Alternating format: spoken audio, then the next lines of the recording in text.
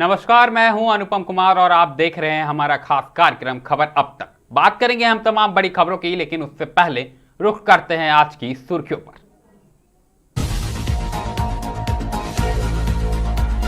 टांडावाड़ी पहुंचे निरसा विधायक व पूर्व मेयर चंद्रशेखर अग्रवाल। कहा, क्षेत्र में दहशत का माहौल, लोगों को मिलना चाहिए न्याय।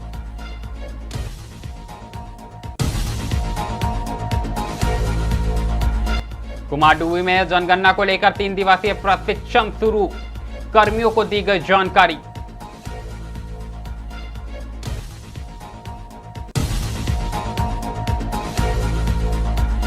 दूसरे चरण से पहले व्यवस्था फेल, बस स्टैंड पर मतदान कर्मियों का प्रदर्शन।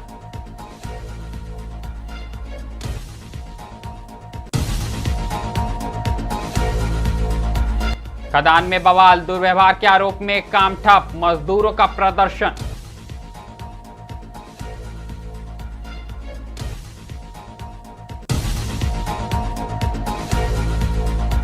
धनबाद में किसान के बेटे शुभम महतो का कमाल, 10वीं में शानदार सफलता, अब आईएएस बनने का सपना।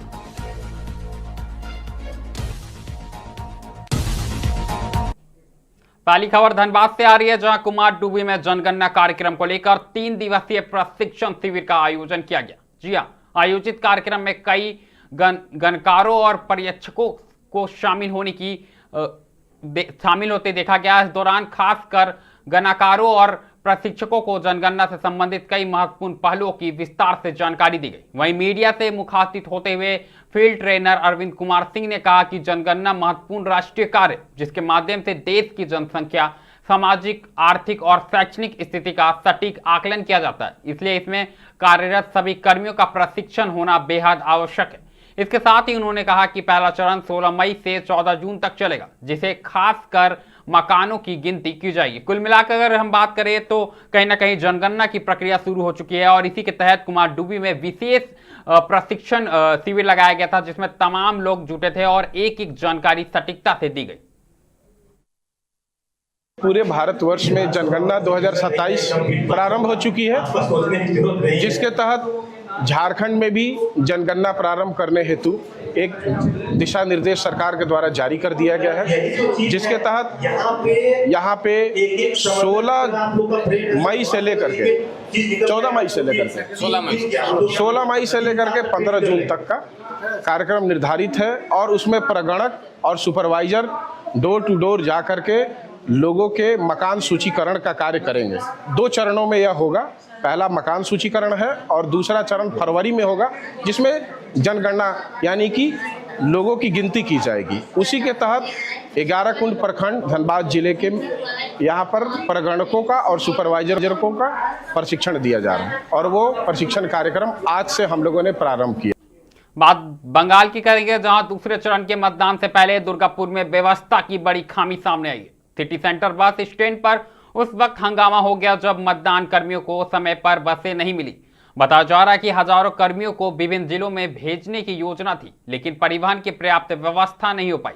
घंटों इंतजार के बाद नाराज कर्मी सड़क पर उतर आए और विरोध प्रदर्शन शुरू कर दिया। कर्मियों का कहना है कि इस अव्यवस्था के कारण समय पर डीसीआरसी सेंटर पहुंचना मुश्किल हो रहा है। फिलहाल प्रशासन स्थिति पर नजर बनाए हुए है, लेकिन कहीं ना कहीं दूसरे चरण के मतदान से पहले इस तरह की जो घटनाएं आ रही है उससे चिंता की बात है। একটা বাস পাওয়া গেল। এখন আমরা এখান থেকে প্রায় 9টা 15-20 বাজে এই বেরোবো। এবার কটার সময় পৌঁছাবো তার কোনো ঠিক নেই, ডিউটি কি হবে জানি না, এবার ইলেকশন কমিশন কি করবে সেটাও জানা নেই। আচ্ছা, তার মানে বলতে চাইছেন মানে বাসের সংখ্যা কম আর লোক সংখ্যা আপনাদের বেশি, তাই তো? অনেক বেশি। তাহলে এটার ক্যাম্পিং করার জন্য এখানে কেউ আসেনি? কেউ আসেনি।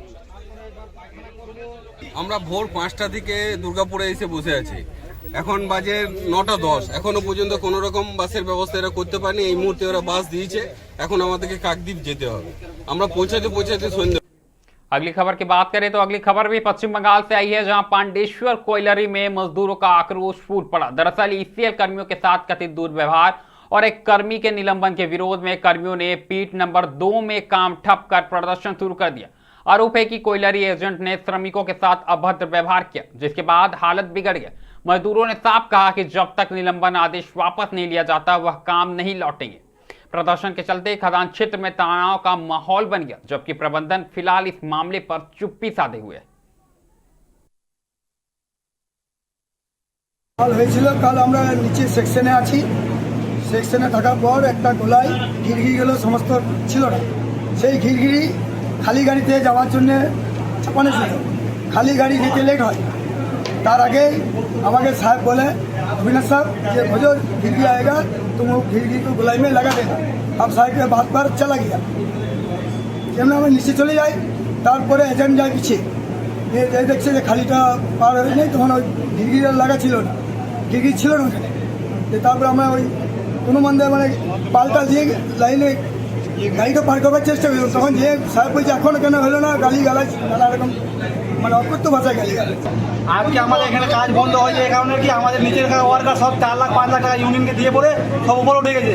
এবারে আমাদের উপরে চাপ করছে কি এরা সব কাজ করবে, ঘিন্নিরও কাজ করবে, লাইনেরও কাজ করবে, ড্রামারিও করবে, সব काज আমাদের ঘাড়ে। रुखिए एक बार फिर धनबाद का करेंगे, जहां बीसीसीएल ब्लॉक 4 क्षेत्र के अंतर्गत सोनाडी थाना क्षेत्र की टांडाबाड़ी बस्ती इन दिनों खौफ के साये में। भीषण भूधसान के कारण पूरी बस्ती का अस्तित्व खतरे में पड़ गया। इसी कड़ी में मंगलवार को निरसा विधायक अरूप चटर्जी और धनबाद के पूर्व मेयर चंद्रशेखर अग्रवाल ने प्रभावित क्षेत्र का दौरा कर स्थिति का जायजा लिया और ग्रामीणों का दर्द साझा किया। निरीक्षण के दौरान बस्ती की महिलाओं का गुस्सा साफ तौर पर नजर आया। महिलाओं ने आरोप लगाया कि जिला प्रशासन और बीसीसीएल द्वारा लगभग 500 मीटर की दूरी पर बनाया गया राहत शिविर किसी काम का नहीं। ग्रामीणों के अनुसार राहत शिविर में भोजन की गुणवत्ता बेहद खराब है। शिविर में शौचालय की भी कोई व्यवस्था नहीं है, जिससे महिलाओं को भारी परेशानी का सामना करना पड़ रहा। वहीं पूर्व मेयर चंद्रशेखर अग्रवाल ने इस आपदा के लिए बीसीसीएल की कार्यप्रणाली को सीधे तौर पर जिम्मेवार ठहराया। इसके साथ ही निरसा विधायक अरूप चटर्जी ने भी स्थिति को गंभीरता से बताते हुए जिला प्रशासन को कटघरे में खड़ा किया। उन्होंने कहा कि बस्ती की स्थिति अत्यंत डरावनी है। देखिए, पूरी बस्ती में जो है काफ़ी लोग, करीब 700 घर लोग बोल रहे हैं, जो 700 घर करीब इस बस्ती में है, जिसमें से आधा से ज़्यादा आबादी जो है प्रभावित है और पूरी धंस गई। कई रैयत के घर जो विशाल बिल्डिंग थी वो सब भी ख़त्म हो गई। लोगों को इतना दिन हो गए कि कोई भी राहत काज न बीसीसीएल के द्वारा न जिला प्रशासन के द्वारा किया गया। जिले के उच्च अधिकारी भी नहीं आए, तो डीसी के पास राहत के लिए जो है काफ़ी फंड। रुख एक बार फिर धनबाद का करेंगे, जहां विराजपुर निवासी सुबन महतो ने 10वीं की परीक्षा में शानदार प्रदर्शन करते हुए जिले में 8वां स्थान हासिल किया। आपको बता दें कि साधारण किसान परिवार से आने वाले शुभम ने अपनी कड़ी मेहनत और अनुशासन के बल पर यह मुकाम हासिल किया। शुभम की दिनचर्या बेहद ही सख्त रही। वह रोजाना 5 से 6 घंटे तक पढ़ाई करता था और इसके बाद घर के कामों में भी अपने परिवार का हाथ बटाता था। सीमित संसाधनों के बावजूद उसने कभी अपने सपने को छोटा नहीं होने दिया। शुभम का लक्ष्य अब और बड़ा है। वह आगे चलकर IAS अधिकारी बनना चाहता है, ताकि देश और समाज की सेवा कर सके। उसकी यह सोच और संकल्प उसे अन्य छात्रों से अलग बनाती है। बेटे की सफलता पर मां सरिता देवी भावुक हो उठी। उन्होंने कहा कि शुभम बचपन से ही मेहनती और लगनशील रहा है। आज उसकी मेहनत रंग लाई और उन्हें अपने बेटे पर गर्व है।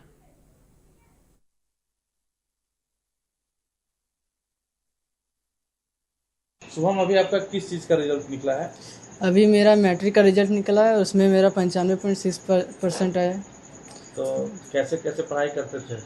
हम दिन में रोज़ 5 से 6 घंटा पढ़ते थे और अधिकतर समय अपना पढ़ाई में लगाते थे। तो क्या लगता था पढ़ने के समय कि टॉप करना है, या कुछ तो मन में गोल होगा? हाँ, और मेरा टॉप करने का मन था, स्टेट टॉपर, लेकिन नहीं पाए, लेकिन डिस्ट्रिक्ट टॉप हो गई। डिस्ट्रिक्ट टॉप हो गया। हाँ। स्टेट टॉपर करने का मन था। हाँ। आगे क्या बनने का इच्छा है? आगे मेरा इच्छा है IAS अधिकारी बनने का और देश और समाज की सेवा करने का। IAS अधिकारी बनने की प्रेरणा कैसे मिली? हमारे गुरुजन और माता पिता ये सब प्रेरणा देते थे। अच्छा, घर वालों का कैसे सहयोग रहा पढ़ाई लिखाई के दौरान? घर वाले हाँ मेरे हर ज़रूरतों को पूरा करता था और समय समय पर बुक ये सब प्रोवाइड कर देता था।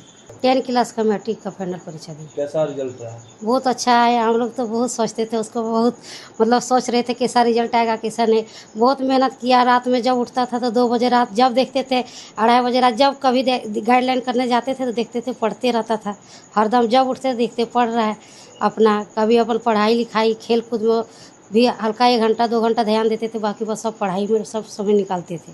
पढ़ाई करता था। पढ़ाई क्या करते इच्छा है, बच्चा को क्या बनाना चाहते हैं आगे? बच्चा पढ़ लिख के तो बोल रहा है IPS बनेंगे, IPS तो सोच रहे जो उसका अच्छा है वही करेगा। हम लोग पूरा समर्थ है कि वो पढ़ेगा तो हम लोग उनको पढ़ाएंगे पूरा। घर में बैठा के पढ़ाना चाहते हैं, कहीं बाहर एडमिशन करवाना चाह रहा है? इंटर तक तो यहीं IC तक यहीं करवाने चाहते हैं, उसके बाद जहाँ जाएगा बाहर फिर भेजेंगे बाहर। अभी गरीब हम लोग, उतना पैसा नहीं है तो कैसे बाहर भेजें, उसके बाद भी हम भेजना चाहेंगे।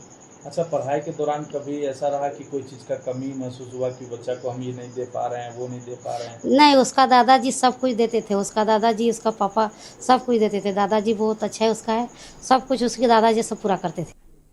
अगली खबर भी धनबाद से है, जहां सरायढेला थाना क्षेत्र स्थित बगुला बस्ती के गोपटोला में चोरों ने एक बंद मकान को निशाना बनाते हुए बड़ी चोरी की वारदात को अंजाम दिया। जानकारी के अनुसार जादू गोप के घर से अज्ञात चोरों ने करीब 80,000 रुपए नकद सहित सोने चांदी के आभूषणों पर हाथ साफ कर दिया। चोरी की कुल कीमत लगभग 8 लाख रुपए आंकी जा रही है।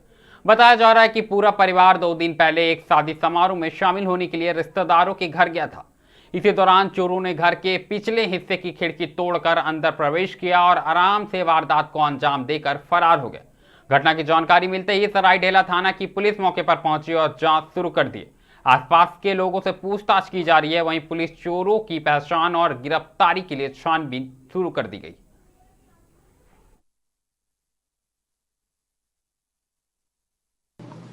गला के सेटिंग भी सब कुछ था, मंटिकिया के सब था। सारा सोना का था? हाँ, सोना का गहना था? हाँ, सोना का था। और फिर अर्घ रहता है ना फूल, वो भी था, पायल था और बिछिया था। पहले नहीं हुआ था, बिछिया था, टोटल सामान था। वहाँ पे केस की हम गए थे शादी घर में। शादी घर जाने के बाद हम 2 दिन एक कल खाली घर में नहीं, उसके बाद देख रहे हैं तो खिड़की यहाँ टूटा हुआ था।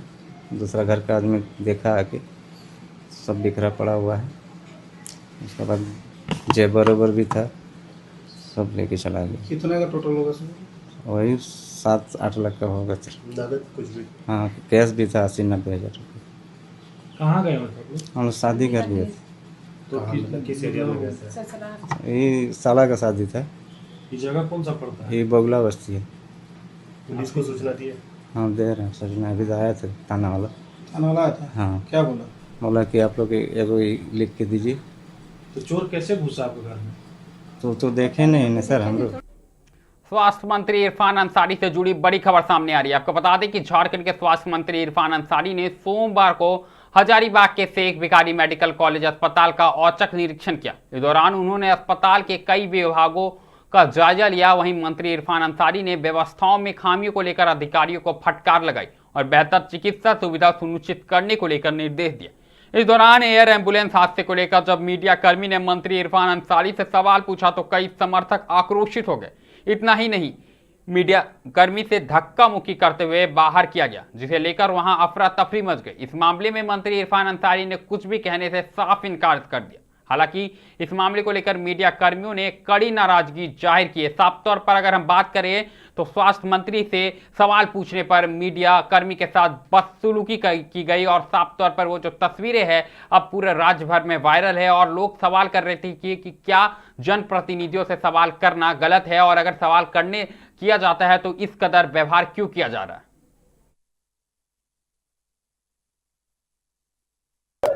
बिल्कुल जो लीगल प्रक्रिया है, हम तो इरफान के जैसा अपने इरफान अंसारी के जैसा नहीं कर सकते हैं। हम जो लीगल प्रक्रिया है, हम यहाँ इलाज में अभी आया है, इलाज के बाद वो थाने में जो अगर पहचानते हैं तो ठीक है, नहीं पहचानते हैं तो अज्ञात लोगों के विरुद्ध, उनके समर्थकों के विरुद्ध थाने में FIR का आवेदन देंगे। उसके बाद पुलिस का काम बनता है।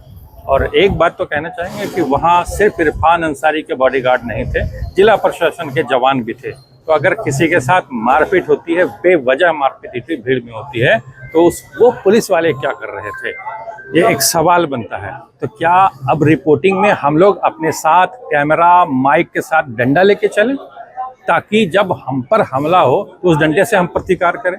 अब लगता है कि हजारीबाग में हम लोगों को अपने साथ एक छोटा छोटा डंडा रखना पड़ेगा ताकि हम अपनी सुरक्षा खुद कर सकें कि जब पुलिस की उपस्थिति में हमारी पिटाई हो जाती है तो फिर हम किसके भरोसे रहेंगे? इसलिए हमको आत्मनिर्भर बनना पड़ेगा, अपनी सुरक्षा खुद करनी होगी। अगर मंत्री को पता है कि हमारे समर्थकों ने उनके साथ मारपीट कर दिया, कोई भी हो, तो थोड़ी देर के लिए वो रुक सकते थे, 2 मिनट के लिए ही, 1 मिनट के लिए ही बात कर सकते थे, लेकिन उन्होंने ऐसा नहीं किया। और उनकी ऐसे भी आदत है, हजारीबाग में जब भी आए हैं सदर अस्पताल में, तो वो हंगामा ही करके गए हैं। यहाँ कुछ अच्छा नहीं किया है अस्पताल में अभी तक उन्होंने। में एक जो बाहर डॉक्टर हैं जिसके पास सबसे पहले पेशेंट जाता है, तो उसके पास ये मामूली चीज़ें हैं कि बीपी की मशीन होनी चाहिए, तो नहीं, आप काउंटर नंबर इतना में जाएं तो वहाँ आपके बीपी की जांच होगी। तो ये सब तो शेख भिखारी मेडिकल कॉलेज है, ये हॉस्पिटल है, ये समझ में नहीं आता। हंसी आती है कि इतने बड़ा हॉस्पिटल में एक डॉक्टर के पास मामूली सा बीपी का मशीन जो लोग अब तो घर पे रखते हैं, वो उसके लिए काउंटर नंबर बना हुआ, उस काउंटर में जाइए तो अभी आपका चेक होगा। हम लोग अब मीटिंग करेंगे, मीटिंग करके फिर वहाँ जो सामूहिक निर्णय होगा हम लोग वही उसी के ऊपर लाइन ऑफ एक्शन पे चलेंगे। इसमें देखना क्या है, इस पर तो ना आप खंडन भी नहीं करना है। इसमें तो सीधा ये है कि भाई कार्रवाई आप कब करेंगे। क्या ये मान कर चला जाए कि झारखंड में पत्रकार सवाल नहीं पूछेंगे? ये लोगों से भी पूछना है। लोग भी कहते हैं कि भाई सवाल नहीं पूछा जाता। अब देखिए, सवाल जब पूछा गया है तो एक पत्रकार के साथ किस तरीके से व्यवहार किया गया, बुरी तरीके से। आप विजुअल में भी शायद देख रहे होंगे, जो विजुअल चला है इनका, विजुअल में भयंकर तरीके से मारपीट की जा रही है। ऐसा लग रहा है जैसे किसी चीज का बदला लिया जा रहा है। अब ये क्यों हो रहा? अब आप सोचिए, अब चूंकि पत्रकार के तौर पर अगर इसको देखते हैं तो क्या ये समझा जाए कि वो जो विमान, जो मेडिकल के लिए जो विमान जा रही थी, जो चतरा में दुर्घटनाग्रस्त हुई थी, तो क्या उससे जुड़ा सवाल इतना टीस कर गया? मंत्री जी से पहले किसी और व्यक्ति को यह सवाल कैसे समझ में आ गया? यही लोग जो थे, अगर कल का मामला से जुड़ा था कि कल जो घटना हजारीबाग में घटी थी, तो यही पत्रकार तो आपकी खबर को दिखा रहे थे। तो फिर ये मामला ऐसा क्यों आ गया कि आप पत्रकार को पीटने लगे उस सवाल के बाद? फिर मंत्री जी रोके क्यों नहीं, सामने आए क्यों नहीं? वहां पर मूक दर्शक बने तमाम जो लोग थे वो क्यों देखते रह गए? वहां पर शायद पुलिस भी थी। मैं घटनास्थल पर नहीं था, मैं वीडियो देखकर हतप्रभ हूं कि भाई एक पत्रकार के साथ इस तरीके की घटना और मंत्री जी के सामने हो रही है। शायद ऐसी घटना झारखंड में इससे पहले नहीं हुई होगी कि पत्रकार को इस तरीके से किसी मंत्री के सामने पीटा गया, और इसलिए पीटा गया कि वो सवाल पूछ रहा था। अगर हो सकता है कोई दुर्व्यवहार करता, समझ में आता, मंत्री जी के साथ कुछ अलग तरीके का कोई घटना घट जाती, मैन हैंडल कर रहा था तो समझ में आता। ये तो सवाल पूछने पर आप मारेंगे पीटेंगे क्या? तो सवाल आप ही लिख कर दे दीजिए, आप अपना ही पत्रकार लेकर घूमिए बाजार में कि यही सवाल पूछा जाएगा। फिर हजारीबाग आए या चतरा आए या पलामू जाए तो सवाल कहाँ का पूछा जाएगा फिर आपसे? आप स्वास्थ्य मंत्री हजारीबाग के लिए हैं, चतरा के लिए हैं, पलामू के लिए, ये भी डिफाइन कर दीजिए पूरे झारखंड वासी को। अब सवाल क्या पत्रकार आपके हिसाब से पूछेंगे? वो जो 7 लोग की जिसकी मृत्यु हुई है उससे जुड़ा अगर सवाल है तो ये सवाल नहीं होगा कि आखिर वो जो दुर्घटनाग्रस्त जो विमान हुई थी उसको लेकर क्या कार्रवाई की आपने? तो सवाल लोगों के दिमाग में उठेगा ना, क्या कोई कनेक्शन है क्या आपका उससे? क्यों ये सवाल इतना चुप गया? आपको क्लियर करना चाहिए, हर जगह पारदर्शिता होनी चाहिए। तो क्लियर किया क्या? सब चीज क्लियर हो गया क्या? मुआवजा मिल गया उनको? क्या लाभ मिला, क्या फायदा मिला? अब लोग जो इस दुनिया में नहीं है उनके लिए क्या किया गया? तो यही सवाल तो था एक पत्रकार का। तो संवेदनशील सवाल के ऊपर आप इस तरीके से आक्रामक होते हैं। अब हम ये भी नहीं कर सकते, आप सीधे मना कर देंगे कि हम जानते नहीं उन लोगों को।